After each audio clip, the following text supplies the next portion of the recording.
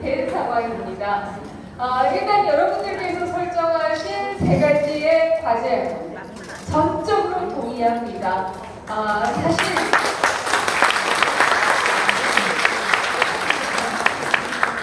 민주당은 단 한 번도 2022년 대선에 승복한 적이 없습니다. 선거가 끝나자마자 탄핵 시위를 시작했고요. 매주 시위를 해도 손님이 없어서 다수의 분들은 모르고 계시지만 그들은 시위를 계속해 왔습니다. 그러다가 특히 올해 10월쯤에는 이재명 대표의 위증교사 재판에 1심 판결이 나오지 않겠는가 하는 예상들이 있고요. 또 선거법도 1심 판결이 나오지 않겠는가 이런 예상들이 나오자 이제 이들의 탄핵 노력은 더욱더 크게 바랬다 이렇게 말씀드릴 수가 있습니다.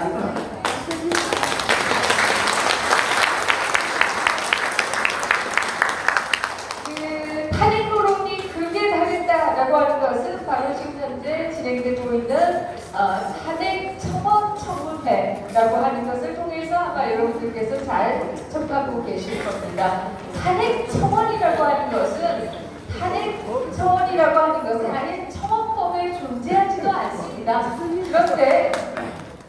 그런데 이 국보법 위반자가 북한을 찬양 공모해서 국보법을 위반한 국보법 위반자가 탄핵 청원을 시작하자 이들이 이것을 받아서 탄핵 청문회를 연 이런 상황이 되겠습니다. 이것을 어떻게 막아낼 것이냐? 당연히 불법입니다. 당연히 그것은 어떤 효력도 없어요. 그럼에도 그들은 의회에 다수 의석을 가지고 있다는 것만으로 계속해서 밀어붙이고 있습니다. 이걸 누가 막을 수 있을까? 결국은 국민이 막을 수밖에 없습니다.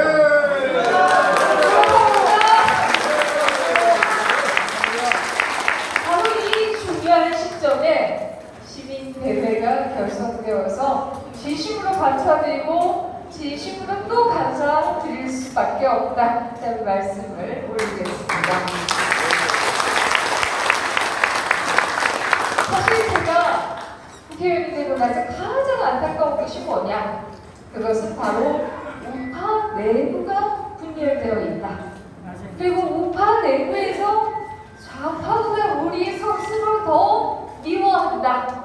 이게 제가 굉장히 아픈 부분이었어요. 아마 윤석열 정부를 향해서 일부에서는 야, 문재인 이재명 빨리 고쳐놓고 뭐해? 한판하냐? 이렇게 생각하시는 분들도 계실 수 있는데요. 그런데 만약에 윤석열 정부가 없었다라고 하면 어떻게 되었겠는가? 최근에 우리가 체코에서 원전 24조를 수주했습니다. 만약에 윤석열 정부가 탄생하지 못했다라고 하면 탈원전은 완전히 정착하고 한국의 원전 산업계는 완전히 붕괴되고 독일처럼 러시아에서 가스 수송관을 통해서 러시아 가스를 가지고 오니만이 그것도 북한을 통해서 들어오겠다. 이런 동기들이 아마 진행되고 있었을 것입니다. 그것을 생각하면 대한민국의 현재와 미래를 위해서 윤석열 정부가 탄생할 수 있었던 것이 얼마나 다행이냐.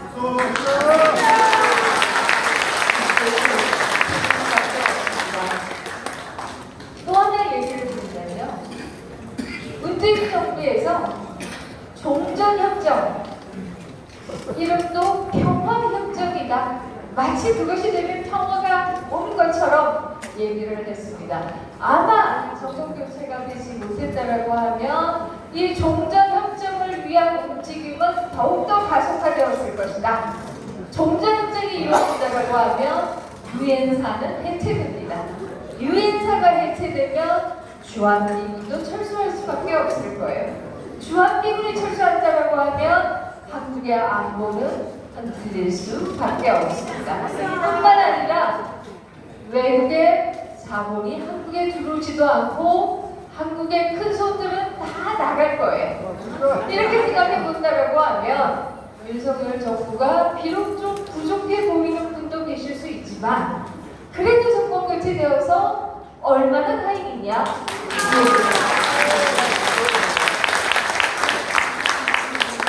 한 가지만 더 말씀드리면요. 국정원의 수사권을 문재인 정부에서 없앴습니다.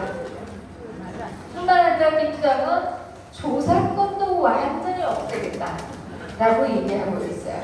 이걸 막아내고 있는 것은 그래도 윤석열 정부가 있어서 거부권으로 막아내고 있는 것이다. 국정원의 조사권이 완전히 없어지면 결국 말씀하신 후임 저쪽과 가까운 분들 조사할 수 있는 방법이 없어지는 것이다. 이렇게 얘기 드릴 수가 있고요. 제가 여기 계시는 분들은 다 합의하시라고 생각하고 그래서 여기에 계신다고 생각합니다만은 일일이 우파 분들께서 윤석열 왜 이렇게 못해? 하시는 분들에게는 그래도 있어서 얼마나 다행이냐?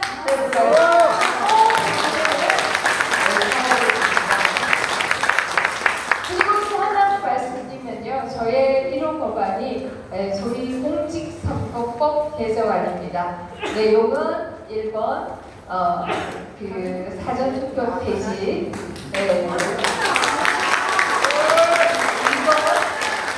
투표한 그 자리에서 막바로 개표하고, 세 번째는 0.5%포인트 이내의 박빙인 지역은 재투표를 신청하지 않아도 법원의 판결을 받지 않아도 그냥 그 자리에서 자동으로 재검표하자. 법안의 내용입니다. 이 법안에 대해서 불만을 가진 분들도 계세요. 일부에서는 우리도 대만과 프랑스처럼 아예 부재자 투표도 하지 말자. 단일 투표만 하자. 이 말씀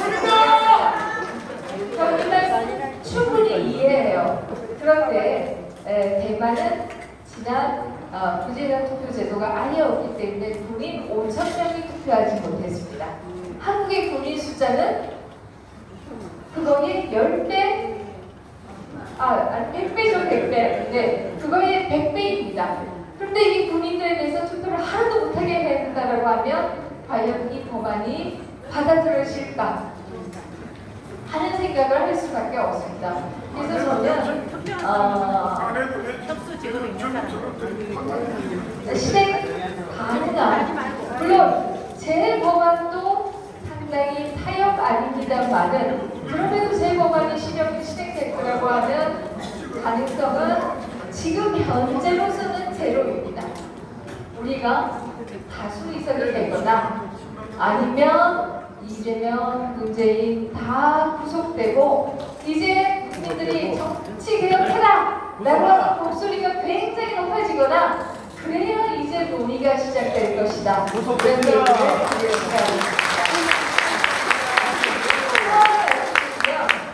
제가 부재자 투표 제도는 그래도 허용하자라고 해서 이렇게 하니까 이준석이 당장 젊은 세대는 투표하지 말라는 것이냐 이렇게 얘기하고 나옵니다. 그것에 대한 반응으로 인터넷에서도 우리가 행정방에서 자기 신분 인증을 하고 우리가 행정력 각종 서류들을 떼듯이 신청하고 그것을 통해서 누가 부재자 투표를 하는지 명부를 만들자. 지금은 명부가 없어요. 그래서 누가 투표했는지를 잘 몰라요. 이러다 보니까 여러 가지 문제가 생기는 것입니다. 그래서 그런 명부를 만들자라고 하는 절충안을 냈더니 아니 이거 중국 사람들이 다 투표하는 친중이에요. 막 이런 식의 가짜 뉴스들이 엄청나게 돌아다닙니다. 죄송하지만 저는 중국을 단 한 번도 가본 적이 없고요. 제 친구 중에는 중국인이 단 한 번도 없고요. 인터넷으로 부재자 신고를 하게 한다라고 해서 아무리 신분증도 없이 신고하는 것도 아니고 투표를 가서 신분증 없이 하는 것도 아니고요. 중국인이 투표할 수 있는 가능성은 제로이다. 이런 말씀드리겠습니다. 제가 굉장히 안타까운 것은 친중이다 막 이러면서 얘기하시는 분들 가운데 우파인 분들이 상당히 계세요. 저는 이것이 상당히 안타깝고 또 다른 한편에서는 우리가 그만큼 분열되어 있다라는 얘기입니다. 제가 그분들을 비난하는 거 아닙니다. 그만큼 분열되어 있고 그만큼 보수 정치인들이 그분들에게 신뢰를 주지 못했기 때문에 그렇게 반응하시는구나 이렇게 생각합니다. 그래서 제가 앞으로는 우리 감히 우리 보수 우파를 다 함께 통합하는 데 노력하겠다는 말씀드립니다. 정말 감히 말씀드리고 싶은 것은 여러분을 속이는 정치하지 않을 겁니다. 그것만을 드리고 싶어요.